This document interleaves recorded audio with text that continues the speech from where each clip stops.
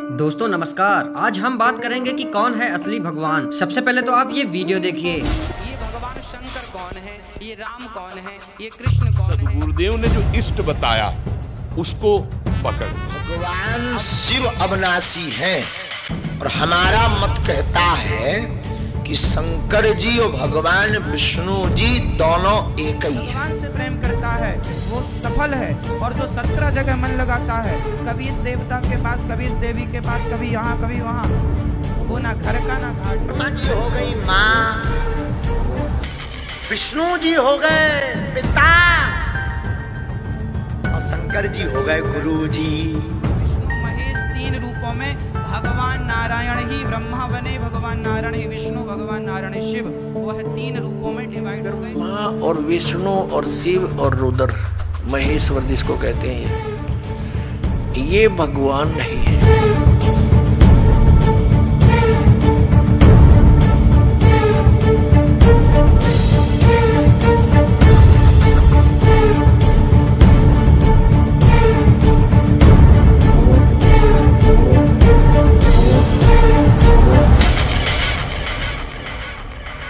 तो दोस्तों सुना आपने, सभी धर्मगुरु अलग अलग भगवान को सर्वश्रेष्ठ बता रहे हैं। तो आखिर कौन है असली भगवान? किस भगवान की भक्ति हमें करनी चाहिए? इतने सारे भगवानों में असली भगवान के बारे में हमें कैसे पता चलेगा? आजकल के धर्मगुरु क्या बताते हैं भगवानों के बारे में? इन सभी प्रश्नों से आज उठेगा पर्दा। वीडियो के अंत तक बने रहें और जाने असली सच्चाई। तो आइए जानते हैं सबसे पहले अनिरुद्धाचार्य जी से कि वो किसकी भक्ति करने को बताते हैं। अच्छा, कई बार ये प्रश्न खड़ा होता है लोगों के अंदर कि ये शिव कौन है, ये भगवान शंकर कौन है, ये राम कौन है, ये कृष्ण कौन है, ये दुर्गा मैया कौन है, हम नाम किसका जपे कनोगी तीर्णा। जिसमें 6 गुण हो वो भगवान है। हाँ भाई, जिसमें बल अधिक हो से बलवान कहते हैं, जिसमें धन अधिक हो से धनवान कहते हैं, और जिसमें भग हो उसे भगवान कहते हैं। भग मतलब 6 चीजों के समूह को भग कहते हैं। जैसे बलवान, बलवान, धनवान, ऐसे भगवान। वैराग्य को भी जो वैराग्य देते हो उनका नाम परमपिता परमात्मा भगवान नारायण, वह कृष्ण, वह राम। भगवान एक ही है। भगवान एक कौन? वह एक का नाम बता दो आप। एक कौन? वह एक है नारायण। वह नारायण ही विष्णु जी हैं, वह नारायण ही राम है, वह नारायण ही श्री कृष्ण है, वह नारायण ही श्री वामन भगवान है, वह नारायण ही नरसिंह भगवान है, वह नारायण ही 24 अवतार में आए, जिनमें से हम राम और कृष्ण और नरसिंह और वामन भगवान नारायण यह एक ही है। इनमें कोई रत्ती भर भेद समझने की जरूरत नहीं। आइए आप जानते हैं बागेश्वर धाम के पीठाधीश पंडित धीरेन्द्र शास्त्री जी क्या कहते हैं इस विषय पर। भगवान शिव अविनाशी हैं और हमारा मत कहता है कि शंकर जी और भगवान विष्णु जी दोनों एक ही हैं। ब्रह्मा जी हो गई माँ क्योंकि जन्म देती हैं, ब्रह्मा जी हो गई माँ, और विष्णु जी हो गए पिता और शंकर जी हो गए गुरु जी। तो भगवान की पूजा के लिए जो है आप किस भगवान की करें, सब एक ही है। जिनमें निष्ठा आपकी जमे उनकी करें। कैसे पता लगाएं कि हमारे आराध्य कौन है और हम हमारे प्रिय?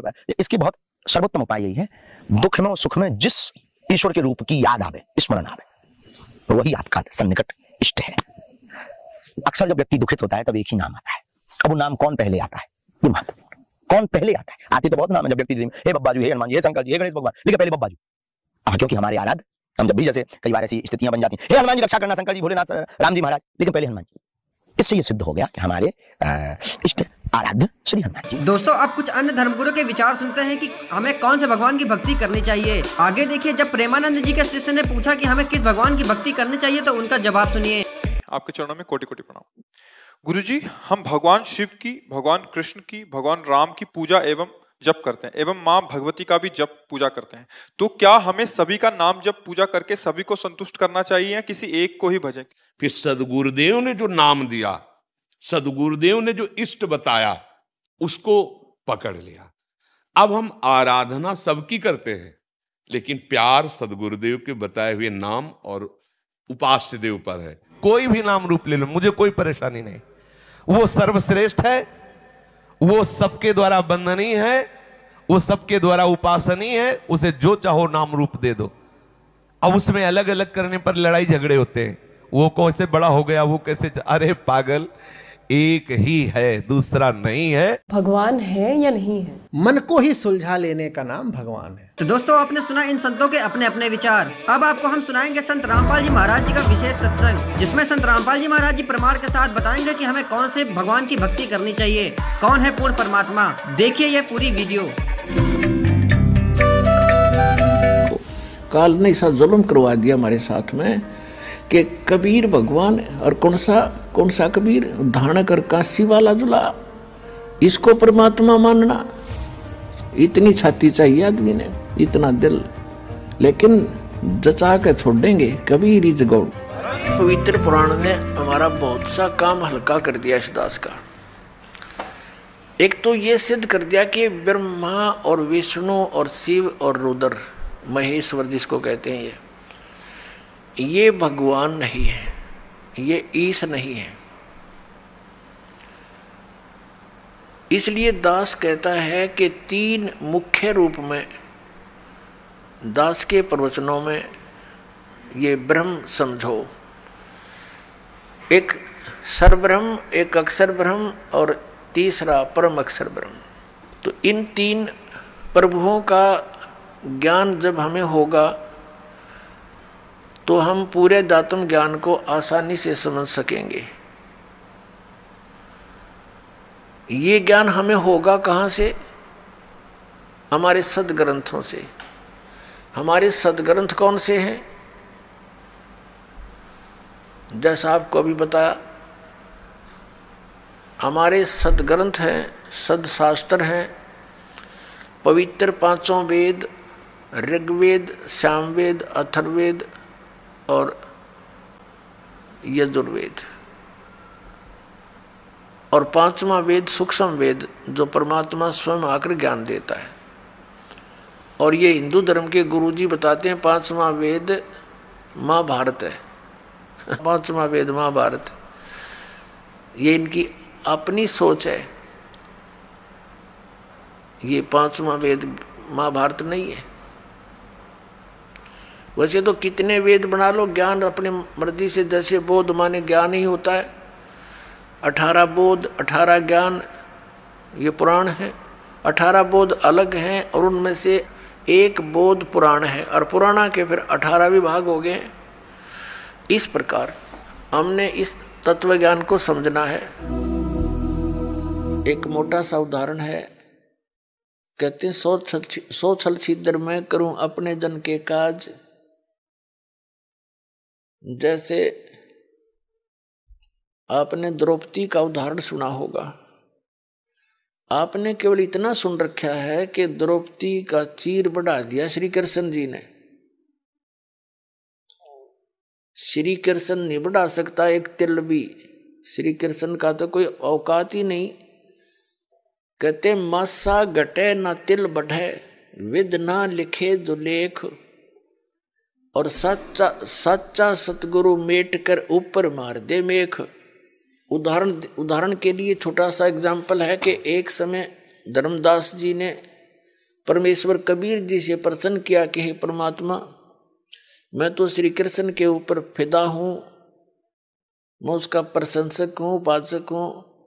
उन्होंने राजा मोरध्वज के पुत्र ताम्रध्वज को आरे से 2 फाड़ करवा कर चिरवा कर, वो मर गया था, उसको फिर जीवित कर दिया। आप कहते हो ये कुछ कर नहीं सकते। परमात्मा ने कहा कि धर्मदास और थोड़ा सा आगे भी सोचो। जिस समय महाभारत का युद्ध हुआ और अभिमन्यु की मृत्यु होगी, सुभद्रा पुत्र अभिमन्यु, सुभद्रा श्री कृष्ण की बहन थी और अभिमन्यु उसका सगा भांजा था। सुभद्रा रो रही थी, पांडवों का कुल नाश हो रहा था। श्री कृष्ण रो रहा था और श्री कृष्ण अभिमन्यु को जीवित नहीं कर सका, और वहां मोर ध्वज के पुत्र को जा पंगा लिया, उसको चीर कर जीवित कर दिया, तो वहां उसको क्यों ना जीवित किया। धर्मदास जी कहने लगे भगवान आप ही बताओ, ये तो हमारे बुद्धि कभी काम ही नहीं करी ऐसी। तो परमात्मा ने कहा कि ये जैसे मोर ध्वज के पुत्र ताम्र ध्वज की आयु शेष थी, तो उसने उसको आप पे मार दिया और आप पे जीवित कर दिया, तो जादूगर करके दिखा देते हैं। लेकिन अभिमन्यु को क्यों नहीं जीवित कर सका, क्योंकि उसकी आयु शेष नहीं थी, ये एक श्वास भी नहीं बढ़ा सकते। और परमात्मा कहते हैं जो हमारी शरण में आ जाएगा उसकी आयु जब चाहेगा जब मौत देंगे उसको, मौत क्या उसको जीवन देंगे, सतलोक में वास करा देंगे, रहना चाहे जब तक यहाँ रहिए, भक्ति करिए, नियमित रहना। हम वो शक्ति हैं, कबीर साहब ने कहा धर्मदास को। तो पुण्यात्मा जैसे श्रीमद् भगवद गीता अध्याय नंबर 15 के श्लोक नंबर 16-17 में 3 पुरुष बताए हैं, एक सरपुरुष एक अक्षर पुरुष। सरपुरुष तो ये ब्रह्म है, 21 ब्रह्मांड का स्वामी है, बस इतना ही भगवान है, इतना ही प्रभु है यो। और अक्षर पुरुष यो 7 शंख ब्रह्मांड का, नील पद्म शंख 7 शंख ब्रह्मांड का स्वामी है, इतना ही प्रभु है। और वो तीसरे नंबर का जो गीता अध्याय नंबर 8 के श्लोक नंबर 1 में अर्जुन ने पूछा कि आप जी ने 7वें अध्याय के 29वें श्लोक में जिस तत्ब्रह्म के बारे में जानकारी दी है, वो तत्ब्रह्म कौन है, क्या है, उसके बारे में 8वें अध्याय के 3रे श्लोक में गीता जी में गीता ज्ञानदाता कहता है कि वो परम अक्षर ब्रह्म है। गीता ज्ञानदाता से अन्य है वो परम अक्षर ब्रह्म, वो पूर्ण परमात्मा, सत्य पुरुष, पूर्ण ब्रह्म, परम अक्षर पुरुष कहो, परम अक्षर ब्रह्म कहो। तो उसको तो यहाँ जो 15वें अध्याय के 17वें श्लोक में कहा है कि उत्तम पुरुष है तू अन्य।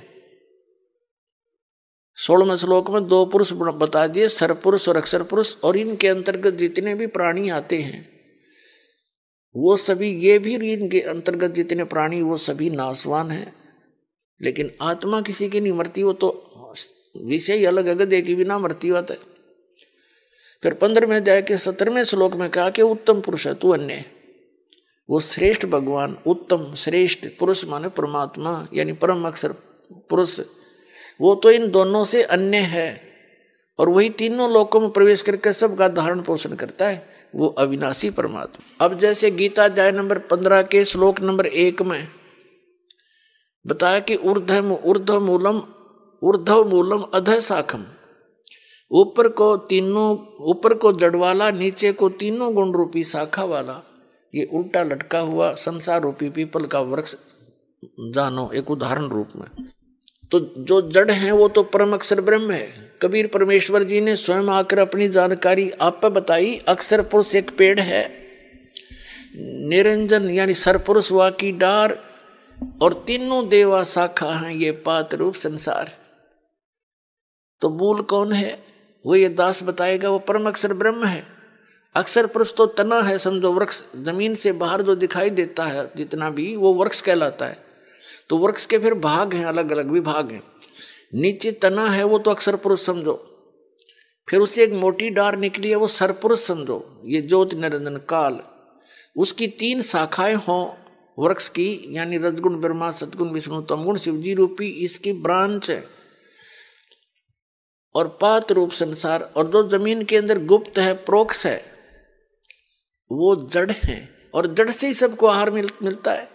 पूरे पेड़ को जड़ से सी खुराक मिलती है, वही सबका धारण पोषण करने वाला है। तो गीता अध्याय नंबर 15 के श्लोक नंबर 17 में कहा कि उत्तम पुरुष तु अन्य परमात्मा इति उदाहरते।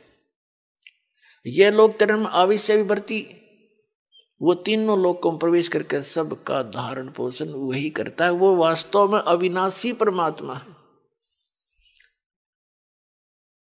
तो पुण्यात्मा ये एग्जाम्पल बहुत गजब का है। उल्टे लटके हुए संसार रूपी वृक्ष का जड़ से ही पूरे विश्व को, यानी पूर्ण परमात्मा से ही पूरे विश्व को सब कुछ मिल रहा है। जो भी आपका वर्क डन है वो भी वहीं से मिल रहा है।